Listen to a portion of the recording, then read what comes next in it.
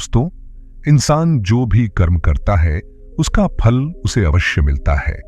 कुछ लोग सोचते हैं कि अगर उन्होंने बुरा कर्म किया है तो आत्महत्या से वे इस दुखद जीवन से मुक्ति पा सकते हैं, लेकिन ये सच नहीं है। ऐसा सोचने वाले लोग नहीं जानते कि चाहे वे कुछ भी कर लें, उन्हें अपने कर्मों का फल भोगना ही पड़ता है। आज हम बात करेंगे कि कैसे इंसान को पूर्व जन्म का कर्ज चुकाना पड़ता है।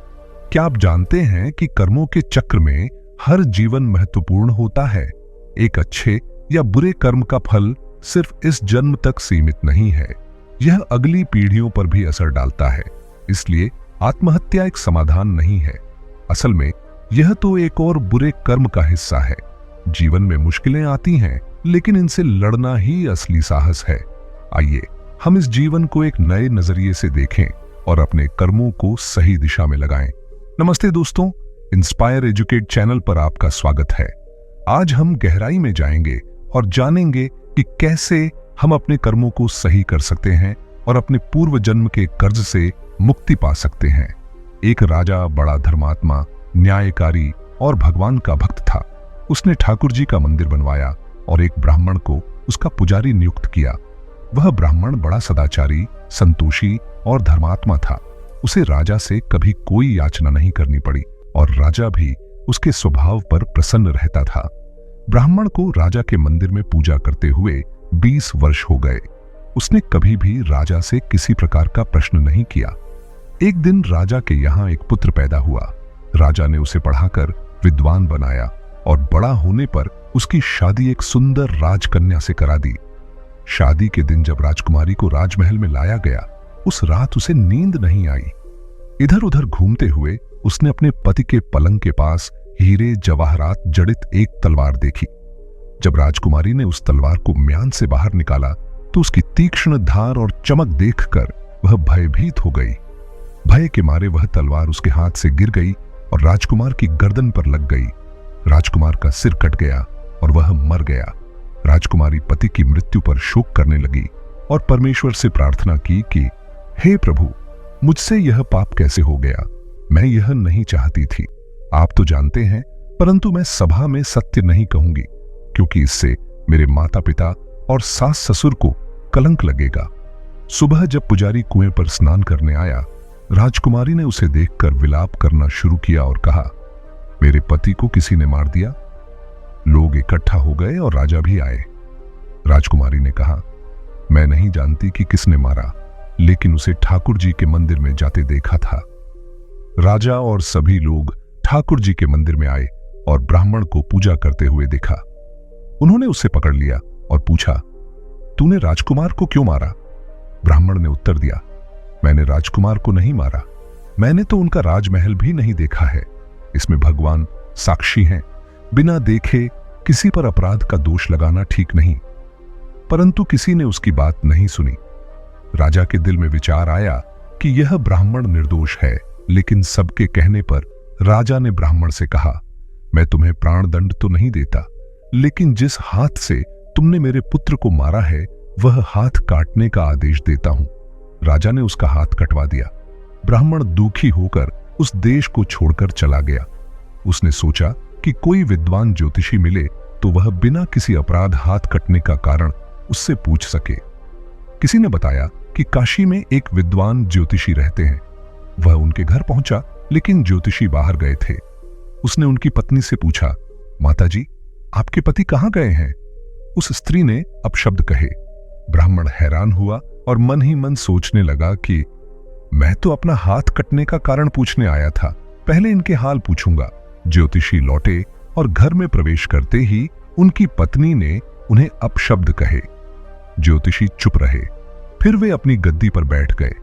ब्राह्मण ने उनसे कहा, मैंने आपको देखकर पूछा कि आपकी पत्नी आपको इतना क्यों तिरस्कृत करती है?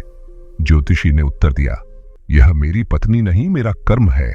जो भी आप देखते हो, भाई, पुत्र, शिष्य, पिता, गुरु, सब अपना कर्म है। यह स्त्री नहीं, मेरा किया हुआ कर्म है और यह भोगे बिना कटेगा नहीं। अपना किया हुआ जो भी शुभ अशुभ कर्म है उसे भोगना पड़ता है। बिना भोगे तो सैकड़ों करोड़ों कल्पों में भी कर्म नहीं टलता।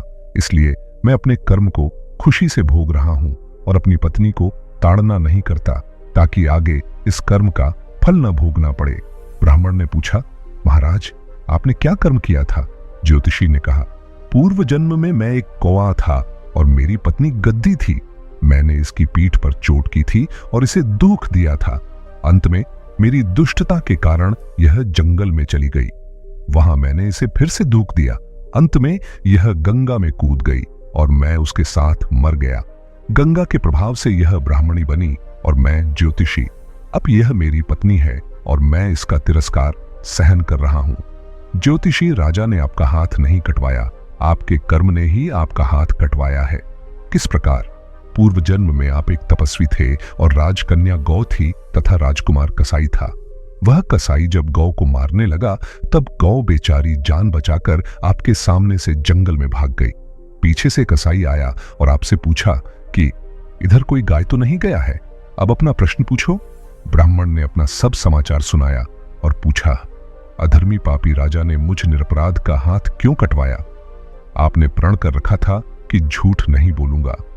अतः जिस तरफ गौ गई थी उस तरफ आपने हाथ से इशारा किया तो उस कसाई ने जाकर गौ को मार डाला। गंगा के किनारे वह उसकी चमड़ी निकाल रहा था। इतने में ही उस जंगल से शेर आया और गौ एवं कसाई दोनों को खाकर गंगा जी के किनारे ही उनकी हड्डियां उसमें बह गईं। गंगा जी के प्रताप से कसाई को राजकुमार और गौ को राजकन्या का जन्म मिला एवं पूर्व जन्म के किए हुए उस कर्म ने एक रात्रि के लिए उन दोनों को इकट्ठा किया। क्योंकि कसाई ने गौ को हंसिए से मारा था, इसी कारण राजकन्या के हाथों अनायास ही तलवार गिरने से राजकुमार का सिर कट गया और वह मर गया। इस तरह अपना फल देकर कर्म निवृत्त हो गया। तुमने जो हाथ का इशारा रूप कर्म किया था उस पाप कर्म ने तुम्हारा हाथ कटवा दिया है। इसमें तुम्हारा ही दोष है, किसी अन्य का नहीं। ऐसा निश्चय कर सुखपूर्वक रहो। कर्म फल का भोग टलता नहीं। कितना सहज है ज्ञान संयुक्त जीवन। यदि हम इस कर्म सिद्धांत को मान लें और जान लें तो पूर्वकृत घोर से घोर कर्म का फल भोगते हुए भी हम दुखी नहीं होंगे, बल्कि अपने चित्त की समता बनाए रखने में सफल होंगे। भगवान श्री कृष्ण इस समत्व के अभ्यास को ही समत्व योग संबोधित करते हैं, जिसमें दृढ़ स्थिति प्राप्त होने पर मनुष्य कर्म बंधन से मुक्त हो जाता है। परिस्थिति हमें ऐसे मोड़ पर लाती है जहां सच्चाई बोलना मुश्किल होता है, जैसे किसी प्रियजन को चोट पहुंचाने से बचाने के लिए या किसी को प्रेरित करने के लिए। ऐसे में झूठ बोलना एक विकल्प हो सकता है, लेकिन इसे हमेशा सही तरीके से समझना जरूरी है। याद रखें, जीवन में हर निर्णय का एक परिणाम होता है। अगर झूठ का उद्देश्य किसी की भलाई करना है तो वह एक सकारात्मक कर्म बन सकता है, लेकिन अगर झूठ का उद्देश्य स्वार्थ या हानि पहुंचाना है तो वह निश्चित रूप से पाप होगा। इसलिए हमें यह समझना चाहिए कि हमारे कर्मों की मंशा ही उन्हें सही या गलत बनाती है।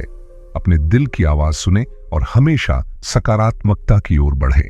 आखिर में याद रखें, सच्चाई हमेशा सर्वोच्च होती है, लेकिन कभी कभी परिस्थितियों के अनुसार हमें निर्णय लेना पड़ता है। सोच समझकर कदम बढ़ाएं और अपने कार्यों की जिम्मेदारी लें। इस कहानी से हमें यह सीख मिलती है कि हमारे कर्मों का फल हमेशा हमें भोगना पड़ता है।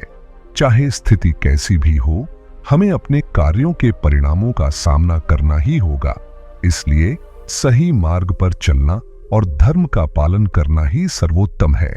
किसी भी परिस्थिति में हमें अपनी जिम्मेदारियों को समझना चाहिए और अपने कर्मों का ध्यान रखना चाहिए। याद रखें, कर्मफल टलता नहीं। हमारे अच्छे या बुरे कर्म ही हमारे भविष्य का निर्धारण करते हैं। इसीलिए सकारात्मक सोच और उचित कार्यों के साथ आगे बढ़ें। अगर आपको हमारे वीडियो से थोड़ी बहुत भी जानकारी मिली है तो कृपया वीडियो को लाइक करें और हमारे चैनल को सब्सक्राइब करके हमसे जुड़ें। हम आपका जीवन बदलने का वादा किया है और सही रास्ता दिखाने में मदद करेंगे। आपकी सहभागिता हमारे लिए बहुत महत्वपूर्ण है। धन्यवाद।